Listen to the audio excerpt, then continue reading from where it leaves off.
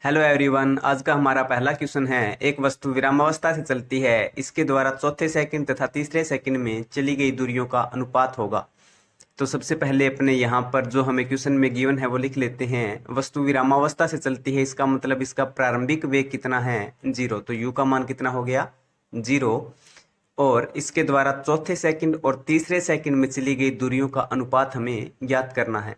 तो अपने जानते हैं कि nवें सेकंड में चली गई जो दूरी होती है वो कितनी होती है, u plus A by two into में 2n-1। यहाँ पर a क्या होता है, त्वरण, u यहाँ पर प्रारंभिक वेग, n यहाँ पर क्या होता है, समय का मान।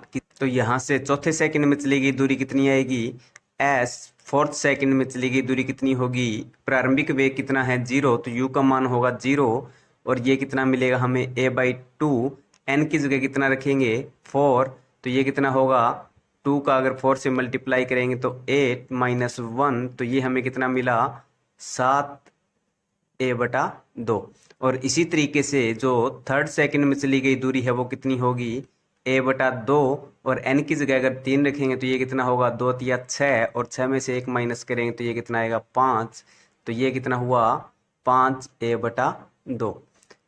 तो चौथे सेकंड और तीसरे सेकंड में चली गई दूरियों का अनुपात कितना होगा, S fourth upon S third is equal to 7a/2 upon 5a/2। तो यहाँ पर a/2 से a/2 कैंसिल आउट।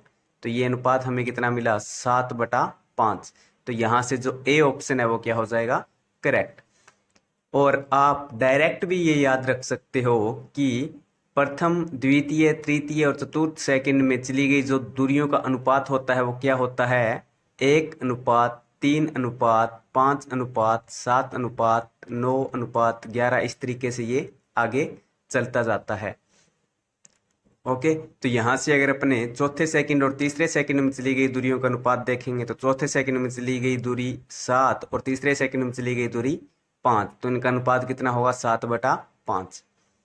इसी तरीके से जो हमारा जो दूसरा क्वेश्चन है वो है, विराम की अवस्था से गिरती हुई दो चीजों द्वारा यात्रा के चौथे सेकंड तथा पांचवें सेकंड में चली गई दूरी का अनुपात। तो ये आप ऐसे डायरेक्ट बता सकते हो, 1:3:5:7:9:11। इस तरीके से चलता है ये। तो पांचवें सेकंड और चौथे सेकंड क्या है, चौथे सेकंड और पांचवें सेकंड में चली गई दूरियों का अनुपात। तो चौथे सेकंड में चली गई दूरी 7 और पांचवें सेकंड में चली गई दूरी 9। तो अनुपात क्या हो जाएगा, 7:9। उसके बाद हमारा तीसरा क्वेश्चन है, एक कार एक सीधी सड़क पर एक समान त्वरण से चलती है। यह दो बिंदुओं P तथा Q से 30 किलोमीटर प्रति घंटा तथा 40 किलोमीटर प्रति घंटा से गुजरती है। P तथा Q कुछ दूरी पर है, तो P तथा Q के मध्य बिंदु पर कार का वेग है। तो यहाँ पर आपको जो की कॉन्सेप्ट है वो क्या ध्यान में रखना है, आपको ये कॉन्सेप्ट ध्यान में रखना है कि अगर आपको किन्हीं दो बिंदुओं पर वेग का मान गिवन हो और मध्य बिंदु पर वेग का मान हमें क्या करना हो, फाइंड करना हो। तो हमने मान लिया ये कोई दो बिंदु है P और Q, और जो मध्य बिंदु है उसको हमने मान लिया R है। और R बिंदु पर जो वेग है वो हमें क्या करना है, फाइंड। हम अपने मान लेते हैं यहाँ पर वेग क्या है, V डैश।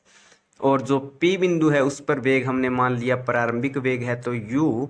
और Q बिंदु पर अपने वेग का मान लेते हैं कितना, V। तो R बिंदु पर जो वेग होगा V डैश, उसका फॉर्मूला क्या होगा, V डैश होगा √V² plus U² upon 2। Okay, ये फॉर्मूला आपको ध्यान में रखना है। तो यहाँ से V डैश है वो कितना होगा, √V का मान यहाँ पर कितना है, Q बिंदु पर जो वेग है वो कितना है, 40 किलोमीटर प्रति घंटा। और P बिंदु पर वेग है वो कितना है, 30 किलोमीटर प्रति घंटा। तो अपने ये मान अगर यहाँ पर रखेंगे तो ये कितना आएगा, 40 का स्क्वायर प्लस 30 का स्क्वायर बटा 2। तो ये कितना होगा, √1600 प्लस 900 बटा 2। तो ये कितना हुआ, इसको अगर आप अपने आगे सॉल्व करें तो ये कितना आएगा, √2500 अपॉन 2। और 2500 का अगर अंडरूट करें तो ये कितना आएगा, 50 बटा √2। और इसको आप ये भी लिख सकते हो कि 25 गुणा √2 गुणा √2 बटा √2। तो ये हो गया कैंसल आउट। तो यहाँ से ये कितना आ गया, वेग है वो 25√2 किलोमीटर प्रति घंटा। तो कौन सा ऑप्शन करेक्ट होगा, यहाँ से जो सी ऑप्शन है वो क्या हो जाएगा, करेक्ट। उसके बाद अगर अपने बात करें आज के नेक्स्ट क्वेश्चन की, तो वो है एक कार जो 40 किलोमीटर प्रति घंटा से चलती है, ब्रेक लगाकर 2 मीटर में रोक लिया जाता है। तो यहाँ पर 2 मीटर एक तरीके से हमें क्या दिया है, अवरोधन दूरी। यदि कार का वेग 80 किलोमीटर प्रति घंटे हो तो यह कितनी दूरी चलकर रुकेगी। मतलब अगर वेग कार का 80 किलोमीटर प्रति घंटे होगा तो अवरोधन दूरी का मान है वो कितना होगा, वो हमसे पूछा गया है। अवरोधन दूरी क्या होती है कि किसी वाहन के ब्रेक लगाने के बाद और उस वाहन के रुकने से पहले जो तय की गई दूरी होती है वो क्या होती है, अवरोधन दूरी। तो यहाँ पर अपने अगर गति की समीकरण अप्लाई करें तो हमें क्या मिलेगा, गति की तीसरी समीकरण है v² - u² बराबर 2as। अब यहाँ पर अगर ब्रेक अप्लाई किया है, इसका मतलब उस कार की जो स्पीड है वो क्या होगी, घटनी स्टार्ट हो जाएगी। और स्पीड अगर घट रही है तो इसका मतलब उस कार का मंदन हो रहा है। तो यहाँ पर, और मंदन अपने किसको बोलते हैं, ऋणात्मक त्वरण को। तो अपने यहाँ पर ए की जगह क्या यूज कर देंगे, -a। और एस यहाँ पर क्या है, अवरोधन दूरी। और कार रुक जाती है, इसका मतलब उसका जो अंतिम वेग है वो क्या हो गया, 0। तो यहाँ से जो v² वाली टर्म है वो तो क्या हो जाएगी, 0। और इधर कितना आएगा, -u²।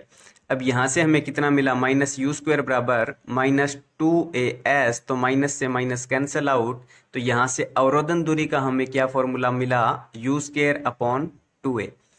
तो अवरोधन दूरी एक तरीके से किसके समानुपाती है, u² के। अब सेम कार है, इसका मतलब जो मंदन की दर है वो तो क्या होगी, सेम ही होगी। इसका मतलब जो a है वो क्या होगा, सेम। तो इसका मतलब अवरोधन दूरी है वो u² के समानुपाती है।